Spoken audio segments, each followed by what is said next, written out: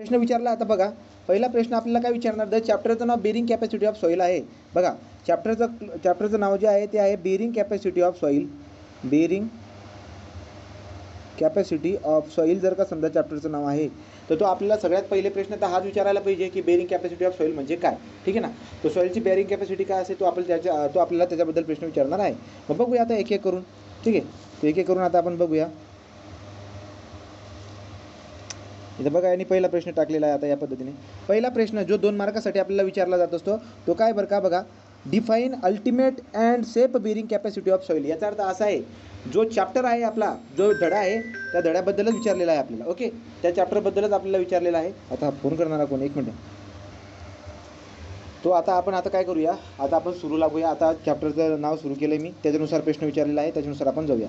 तो पहिला आता आहे, पहिला प्रश्न विचारला आहे तुम्हाला, ultimate bearing capacity of soil म्हणजे काय. यासाठी मी नोट्स आणले आहेत, तुम्ही ना त्याच्याकडून जा. तिकडून जर गेले तर बेस्ट राहणार. तर बघा बरं का, आता प्रश्न विचारला आहे, ultimate bearing capacity of soil म्हणजे काय. The minimum gross pressure intensity at the base of the foundation at which soil fail in a shear.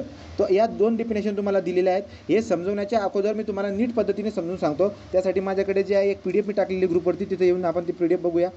त्या PDF तुम्हाला बऱ्याचशा कन्सेप्ट क्लिअर होऊन जातील. एकाच्या ऐवजी तुम्हाला 10 कन्सेप्ट शिकायला भेटणार आहे. बघा,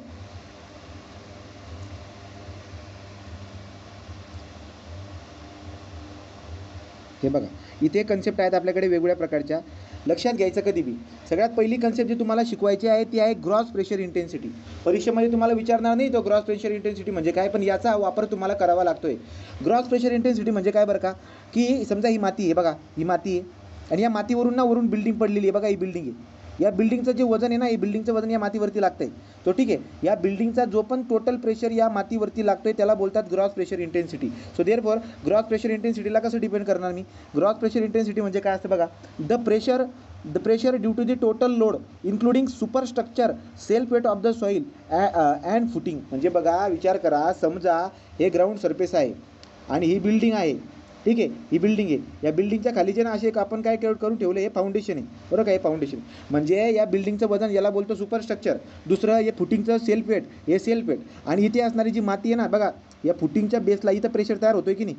हा फुटिंगचा बेस आहे, इथं प्रेशर येतो. पण हा प्रेशर कशामुळे येतो आहे, सुपरस्ट्रक्चरच्या वजनामुळे येतो आहे, फुटिंगच्या वजनामुळे म्हणजे सेल्फ वेट ऑफ फुटिंगमुळे, आणि यांच्यामध्ये जी माती भरलेली आहे त्या सॉईलमुळे.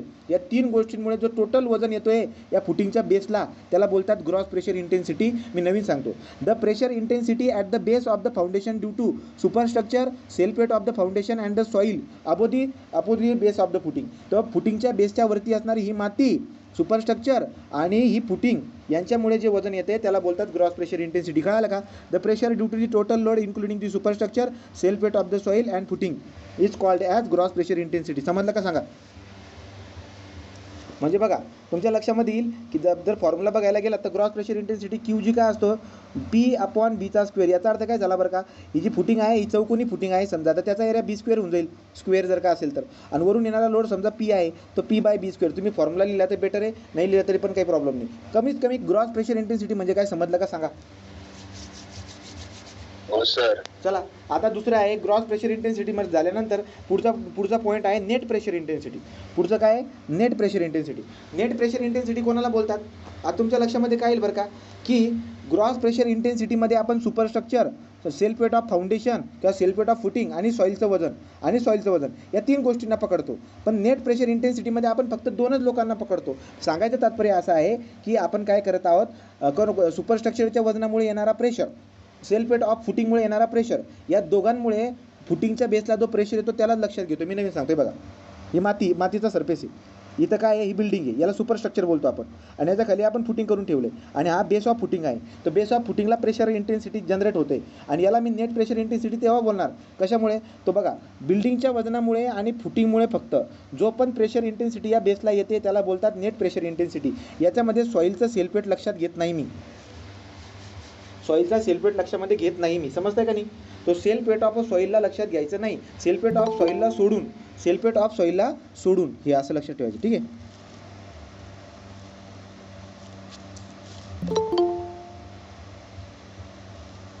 याचं उशिरानं काय जर हां. सो देअरफॉर दुसरी काय, आता नेट प्रेशर इंटेन्सिटी म्हणजे काय बरं का, द प्रेशर अबो और ओव्हर आता बघा हे असं नाही लिहिणार आपण काय बोलायचं, the pressure intensity due to the superstructure and self weight of footing excluding self weight of soil म्हणजे फुटिंगच्या बेसला जो प्रेशर तयार होतो आहे सुपरस्ट्रक्चरमुळे किंवा सेल्फ वेट ऑफ फुटिंगमुळे त्याला बोलतात नेट प्रेशर इंटेन्सिटी. पण फुटिंग, सुपरस्ट्रक्चर किंवा सेल्फ वेट ऑफ सॉईल या तिघांमुळे जर का प्रेशर तयार होत असेल फुटिंगच्या बेसला तर त्याला बोलतात ग्रॉस प्रेशर इंटेन्सिटी. तुम्हाला नाही समजलं काय दोघं टर्म सांगा तर, एक आहे ग्रॉस प्रेशर इंटेन्सिटी, एक आहे नेट प्रेशर इंटेन्सिटी. समजलं का नाही सांगा. हो सर. समजते का रे. हां, ग्रॉस प्रेशर इंटेन्सिटी म्हणजे काय, it is the pressure intensity generated at the base of the footing due to superstructure, self weight of the footing and self weight of soil. परंतु काय बरं का, परंतु जर समजा तुम्हाला त्याने विचारलं की नेट प्रेशर इंटेन्सिटी म्हणजे काय, तर नेट प्रेशर इंटेन्सिटी म्हणजे काय बरं का, the pressure intensity generated at the base of the footing due to self weight of the footing and superstructure is called as net pressure intensity. याच्यामध्ये मातीचा pressure जो काही आहे तो लक्षात घेत नाही. तिसरी कन्सेप्ट आहे आपल्याकडे जी परीक्षेला विचारली जाते ती म्हणजे अल्टिमेट बेरिंग कॅपॅसिटी. तर तुम्हाला परीक्षेमध्ये याच्यावरती डेफिनेशन येणार आहे, ultimate bearing capacity of soil म्हणजे काय. तर याला मी बघा कशा पद्धतीने डिफाईन केलं आहे त्या पद्धतीने तुम्ही डिफाईन करा. काय बरं का, it is the maximum gross pressure intensity of loading that can carry soil before the Fehling in the shear. याचा अर्थ काय माहिती आहे का, मला एक बात सांगा. समजा ही माती, हे बघा हिवरून सुपरस्ट्रक्चर आहे, ही जमीन आहे, ठीक आहे, आणि फुटिंग ही जमिनीमध्ये आपण हे केलेलं आहे, बरोबर का. तो मला सांगा वरून येणाऱ्या लोडमुळे काय होणार माहिती आहे का, कधी कधी या फुटिंगच्या जवळची माती घसरून जाणार. समजतंय का, माती घसरून जाणार. माती घसरणे म्हणजे शेअरमध्ये फेल होणे. तो वरून येणारा जो लोड आहे त्या लोडमुळे आपली जी माती आहे ती माती सरकते, फेल होते. कशामध्ये, शेअरमध्ये फेल होणे म्हणजे काय, ढासळणे म्हणजे काय बरं का. आता तुम्हाला सांगतो, आता कसं हे करू, एक मिनटं, उशिरानं काय जाऊ रे, मला लय त्रास होतो रे.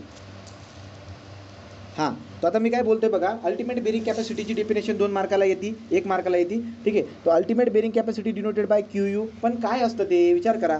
हे बघा, आता हे जे नाही ग्राउंड सरफेस आहे आणि याच्यावरती जे ना समजा ही बिल्डिंग आहे, या बिल्डिंगच्या वजनाला आपण सुपरस्ट्रक्चरचं लोड म्हणतो. याच्या खाली फुटिंग आहे, याला बोलतो आपण सेल्फ वेट ऑफ फुटिंग, आणि याच्या आजूबाजूला जी सॉईल आहे ती सेल्फ वेट ऑफ सॉईल झाला. तो आपण आता काय करणार आहोत माहिती आहे का, अल्टिमेट बेरिंग कॅपॅसिटी कोणाला बोलतात, तर या बिल्डिंगचं वजन, नंतर फुटिंगचं वजन आणि सेल्फ वेट ऑफ सॉईल, ठीक आहे, सेल्फ वेट ऑफ सॉईल या तिघांमुळे आपण काय करणार, the it is the maximum gross pressure intensity of the loading that can carry before soil fail in a shear. याचा अर्थ काय, माती घसरण्याच्या अगोदर म्हणजे शेअरमध्ये फेल होण्याच्या अगोदर ती जास्तीत जास्त किती ग्रॉस प्रेशर इंटेन्सिटी घेते त्याला बोलतात ultimate bearing capacity of soil. तुम्हाला नाही समजलं मी नवीन सांगतोय बघा. ही बिल्डिंग आहे म्हणजे सुपरस्ट्रक्चरचं वजन झालं, हे ग्राउंड सरफेस आहे, हे फुटिंग आहे, या इथली माती, आणि हा बेस ऑफ फुटिंग आहे. तर बेस ऑफ फुटिंगला प्रेशर येतोय, हा प्रेशर कोण घेते, इथली माती घेते. त्या मातीची ही जी कॅपॅसिटी आहे तिला बेरिंग कॅपॅसिटी मी कधी बोलणार, तो 1 मिनिट असतो. हॅलो, हां, तो देअरफॉर आता आपण काय करणार बघा, तो अल्टिमेट बेरिंग कॅपॅसिटी म्हणजे कळालं का मग तुम्हाला, फुटिंगच्या खालची माती जी आहे ती वरून इतका लोड सहन करते की आता ती फेल होणारच आहे. त्याच्या अगोदर त्याने जो जास्तीत जास्त लोड सहन केला आहे ना त्याला म्हणतात. तो it is the maximum gross pressure intensity of the loading that can carry before Fehling in a share. म्हणजे मातीने शेअरमध्ये फेल होण्याच्या अगोदर जो जास्तीत जास्त ग्रॉस प्रेशर इंटेन्सिटीला सहन केलं होतं तिला ultimate bearing capacity of soil म्हणतात. समजते का नाही सांगा. हो सर. माती घसरण्याच्या अगोदर किंवा शेअरमध्ये फेल होण्याच्या अगोदर त्याने जास्तीत जास्त किती ग्रॉस प्रेशर इंटेन्सिटी घेतला आहे, म्हणजे सुपरस्ट्रक्चरचं वजन, self weight of the footing and सॉईलचं वजन जास्तीत जास्त किती घेतलं आहे त्याने, तो त्याला काय बोलतात, त्याला म्हणतात बेरिंग कॅपॅसिटी ऑफ सॉईल. म्हणजे बघा जसं की समजा ही बेस ऑफ फुटिंग आहे, याच्यावरून स्ट्रक्चरचं वजन येत होतं 8 आलं तरी तिने सहन केलं, 10 आलं तिने सहन केलं, 12 सहन केलं, आणि जेव्हा 14 लोड आला तर 14 लोड आल्यानंतर इथली माती जी आहे ना ही माती शेअरमध्ये फेल व्हायला लागली, इथं क्रॅक्स यायला लागून गेले. तो क्रॅक्स यायला लागून गेले याचा अर्थ ही माती शेअरमध्ये फेल व्हायला लागून गेली. तो लक्षात आला का. तो याला काय बोलतात, याला बोलतात ultimate bearing capacity of soil. तो ती ultimate bearing capacity of soil आहे. दुसरे आहे net bearing capacity of soil. आता net bearing capacity of soil म्हणजे काय की वरून जो लोड येतोय कशामुळे, सुपरस्ट्रक्चर आणि फक्त फुटिंगच्यामुळे, मातीचं वजन नाही, ज्याला बोलतो आपण नेट प्रेशर इंटेन्सिटी. याचा अर्थ बेस ऑफ फुटिंगवरची जी माती आहे तिने जास्तीत जास्त किती नेट प्रेशर इंटेन्सिटीला सहन केलेला आहे शेअरमध्ये फेल होण्याच्या अगोदर, तिला म्हणतात नेट प्रेशर इंटेन्सिटी. म्हणजे कसं बघा, the maximum net intensity of the loading. Net intensity म्हणजे कोण कोण असतं याच्यामध्ये, सुपरस्ट्रक्चरचं वजन आणि फुटिंगचं वजन, माती राहत नाही. The maximum net intensity of the loading that soil can carry before Fehling in a share.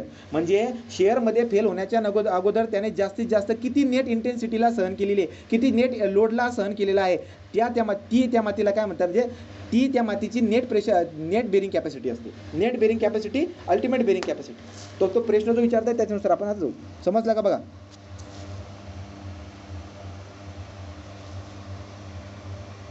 हे बघा, तो अल्टिमेट बेरिंग कॅपॅसिटी काय आहे, आता दोन पद्धतीने सांगतात. ही पद्धत कोणती बघा, the minimum gross pressure intensity at the base of the foundation at which soil fail in a shear.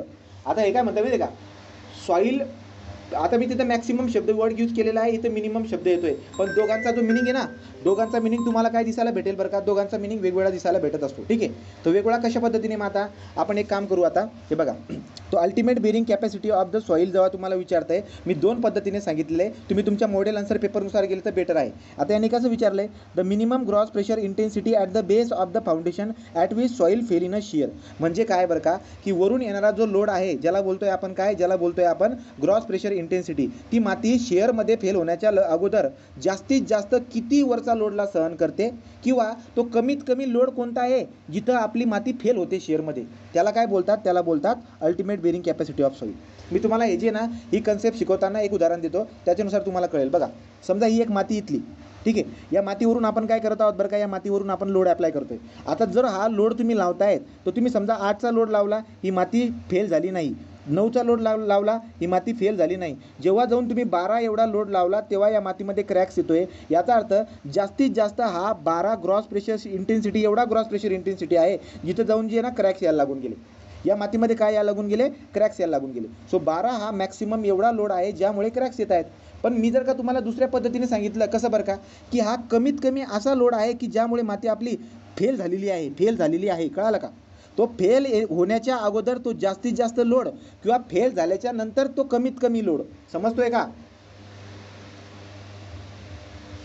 कळतंय का नाही मी काय बोललो. हे बघा, मी काय बोललो तुम्हाला, की हा हे बघा, या मातीमध्ये ही माती आहे की नाही, या मातीवरून लोड येतोय. लोड आला समजा 8चा, 9चा, 10चा, तरी पण त्याच्यामध्ये क्रॅक्स येत नाही आहे. एक पॉईंट असा येईल, जसं की समजा लोड आला 12, तो 12 लोड आल्याच्या नंतर या मातीमध्ये क्रॅक्स येऊन जाईल. मग मी बोलताना कसं बोलणार बरं का, की जास्तीत जास्त 12 हा एवढा लोड आहे की जर मी तो लावला तर त्याच्यानंतर क्रॅक येईल. क्रॅक आलेला नाही बरं का, आता 12च्या नंतर थोडा बी लोड वाढवला मी तरी क्रॅक येऊन जाईल, असं मी बोलणार. आणि मग त्यामुळे हा 12 जो काही आहे याला बोलतो आपण काय, याला बोलतो आपण ultimate bearing capacity of soil. पण समजा मी दुसऱ्या पद्धतीने कसं सांगतो, ही जे ना, ही समजा आता बघा, दुसऱ्या पद्धतीने कसं सांगतो बघा, हे ग्राउंड आहे, इथून आम्ही लोड लावतोय, 8चा लोड लावला, 9चा लोड लावला, 12च्या लोडला जाऊन फेल झाला, याचा अर्थ इथं क्रॅक आला. तो मी काय बोलणार, क्रॅक झाल्याच्या नंतर म्हणजे बघा क्रॅक पडलेला आहे. आता तो क्रॅक आल्याच्या नंतर जो मिनिमम लोड आहे, तो मिनिमम लोड कोणता आहे, 12 आहे ना, कारण की 12ला जाऊन क्रॅक पडतोय. तो क्रॅक पडण्याच्या नंतर जो मिनिमम लोड असतो त्याला तुम्ही ultimate bearing capacity of soil म्हणा, किंवा क्रॅक येण्याच्या अगोदर, शेअरमध्ये फेल होण्याच्या अगोदर जो जास्तीत जास्त लोड आहे त्याला ultimate bearing capacity of soil म्हणा. आता क्लिअर झालं की नाही सांगा. हो सर. ठीक आहे, तर या कन्सेप्ट आहे, तुम्हाला पुढे जाऊन कुठेतरी विचारतील. त्या दोन डेफिनेशन म्हणजे जवळजवळ 13 मिनिटामध्ये दुसऱ्या व्हिडिओमध्ये तुमच्या लक्षामध्ये काय आलं, कळालं का, या दोन कन्सेप्टला 13 मिनिटं लागलेले आहेत. ओके, मग आता आपण काय करणार, आपण जाणार पुढच्या ठिकाणी, पुढच्या ठिकाणी जाऊ आपण. बघा,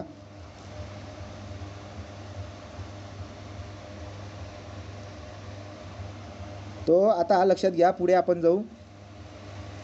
एक मिनटं. हां, पुढच्या ठिकाणी आता मला तुम्हाला एक कन्सेप्ट शिकवायची, शेवटची. समजा त्या प्रोसिजरला टाईम लागेल. आपण एक छोटंसं टरजागी, ठीक आहे, तर आपण एक काम करूया. जवळजवळ हे 6 अजम्पशन जे आहेत ना, हे तुम्हाला सांगतो मी, 4 मार्काला तुमच्या परीक्षेमध्ये विचारलं जातं.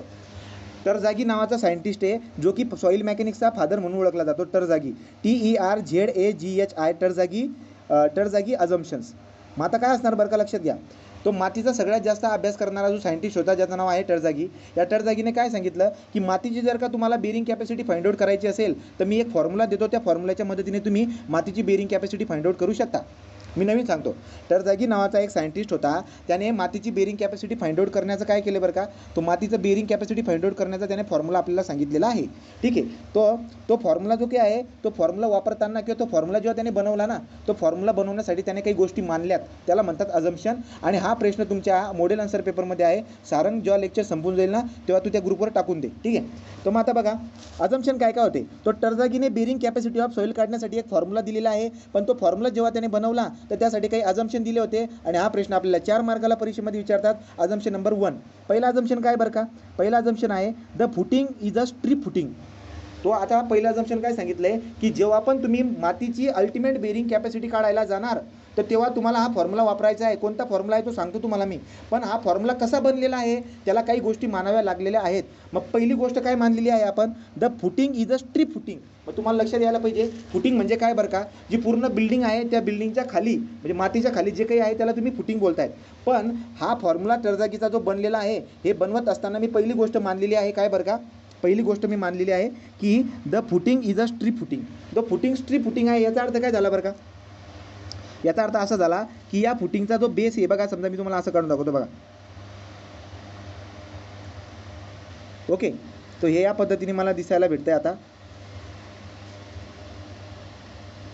ही फुटिंग आहे. तो स्ट्रीप फुटिंग कोणाला बोलतात बरं का, जिची लांबी विड्थपेक्षा ही समजा ही त्याची विड्थ आहे पण त्याची लांबी जर का मोबाईलमध्ये खूप लेंथ त्याची जास्त आहे. याचा अर्थ असा आहे की त्याची लेंथ खूप जास्त असते विड्थपेक्षा. याला काय बोलतो आपण, याला बोलतो आपण, ठीक आहे का, याला बोलतो स्ट्रीप फुटिंग. तर स्ट्रीप फुटिंग कळाली का, विड्थपेक्षा लेंथ जर का जास्त असेल तर त्याला स्ट्रीप फुटिंग म्हणतात. आणि मी पहिला अझम्पशन तुम्हाला देतो आहे की टरझागीने जो फॉर्म्युला सांगितला होता बेरिंग कॅपॅसिटीचा तेव्हा त्याने ही गोष्ट मानली होती, the footing is a strip footing. आणि दुसरं अझम्पशन काय, the foundation is a shallow foundation.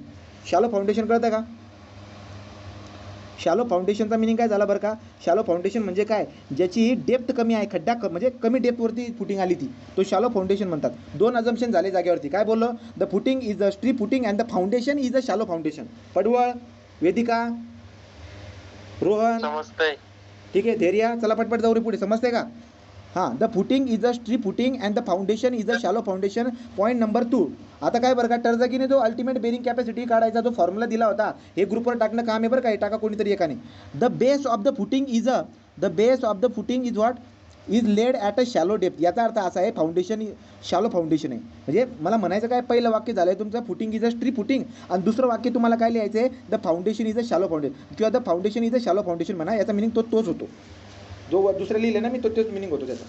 तिसरं काय बरं का, आता तिसरं द शेअर रेजिस्टन्स म्हणजे share strength. The shear resistance of the soil between the surface and the depth of the footing is neglected. याचा अर्थ काय झाला माहिती आहे का तुम्हाला, समजा हे बघा, समजा ही आपली फुटिंग आहे, याची फुटिंग असते, हे ग्राउंड सरफेस आहे, ठीक आहे. हा ग्राउंड सरफेस आणि ही आपली फुटिंग आहे. तर इथली जी माती आहे ना, ही वाली, या मातीची जी शेअर रेजिस्टन्सची कॅपॅसिटी आहे, the shearing resistance of the soil between the surface, हा सरफेस आणि हा फुटिंग, ठीक आहे ना, याच्यामधली जी ही माती आहे, हिवाली जी माती आहे ना, हिवाली माती, तर या मातीची शेअर रेजिस्टन्सची कॅपॅसिटी 0 मानायची. म्हणजे याचा अर्थ काय बरं का, की आता विचार करा, वरून लोड आल्यावरती काय हे काय घसरून जाते काय माती, नाही ना, हिचं काही ना काही तर शेअर स्ट्रेंथ आहे की नको. याचा अर्थ क्रॅक पडू, लगेच क्रॅक थोडी ना पडतात, खूप लोड आल्याच्या नंतर क्रॅक पडतात. याचा अर्थ याचं शेअर रेजिस्टन्स आहे, म्हणजे क्रॅकला रोखतात, ते क्रॅक पडू देत नाही. तर ही इथली मातीचं काही ना काही शेअर रेजिस्टन्स आहे. पण तुम्ही असं मानून चालायचं की इथल्या मातीमध्ये काही शेअर रेजिस्टन्स नाही आहे, थोडा बी लोड लागला तरी इथं क्रॅक पडतात असं माना. The shear resistance of the soil between the surface and the depth is neglected. हे कळाला की नाही हा पॉईंट, सांगा रे. पहिला पॉईंट बोललो the footing is the strip footing, दुसरा पॉईंट बोललो the foundation is the shallow foundation, तिसरा पॉईंट बोललो मी सरफेस आणि footing in depth of footing यांच्यामधली माती जी की असते तिचं शेअर रेजिस्टन्स 0 आहे. याचा अर्थ क्रॅकला रोखत नाही, ते क्रॅक डायरेक्ट ऑटोमॅटिक क्रॅक पडतील असं माना. म्हणजे इथली शेअर स्ट्रेंथ नाही आहे, या मातीमध्ये शेअर स्ट्रेंथ नाही आहे असं माना.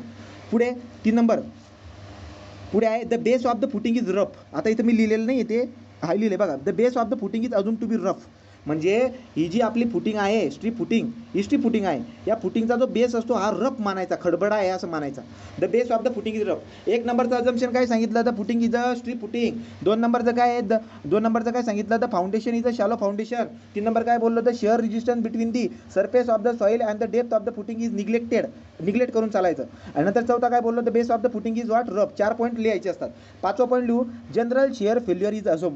आता तुम्हाला शेअर फेल्युअरचं येत नाही परीक्षेमध्ये, पण तुम्ही एक पाठांतर सारखं लक्षात ठेवा की इथं फेल्युअरचा जो प्रकार असतो तो जनरल शेअर फेल्युअर असतो. मातीमध्ये फेल्युअरचा जो प्रकार आहे हा कोणता आहे? General shear failure is assume. पुढचा प्रकार कोणता आहे? The shear strength is govern by Mohr Coulomb criteria. याचा अर्थ तुम्हाला जर का शेअर स्ट्रेंथ जर का फाइंड आउट करायची असेल मातीची, तर ते काढण्यासाठी मोअर कुलम थेरम असतो. तुम्ही डिग्रीला शिकणार, ते आता सांगून काही उपयोग नाही आहे त्याचा. The shear strength is governed bye mower coulomb criteria. हे कोणीतरी व्यवस्थित लिहून घ्या. अशा पद्धतीने हा तुमचा टरजागीचा असं विचारतात तुम्हाला, write down the short notes on the assumption made by Terzaghi bearing capacity formula. कळाला का? तो टरजागीचा बेरिंग कॅपॅसिटी फॉर्म्युला बनवण्यासाठी कोणकोणते अजम्पशन मांडले होते ते अजम्पशन आहेत. परत रिपीट करून सांगतो. पहिलं अजम्पशन आहे footing is a strip footing. दुसरं अजम्पशन आहे द बेस ऑफ द काय म्हणायचं, दुसरं शॅलो फाउंडेशन आहे. तिसरं काय, shear resistance of the soil is assume to be what is neglected. कोणामधलं? सरफेस आणि डेप्थ ऑफ फुटिंगमधलं मातीची शेअर रेजिस्टन्सला निग्लेक्ट धरून चला. बेस ऑफ द फुटिंग ही रफ आहे असं माना. जनरल शेअर फेल्युअर असतो असं माना. आणि पुढे काय करायचं की जी शेअर स्ट्रेंथ असते ना, the shear strength is govern म्हणजे शोधणे. The shear strength is governed by Mohr Coulomb criteria. अशा पद्धतीने हे अजम्पशन असतात. हे अजम्पशन आहे टरजागीचे. क्लिअर झाले का सांगा?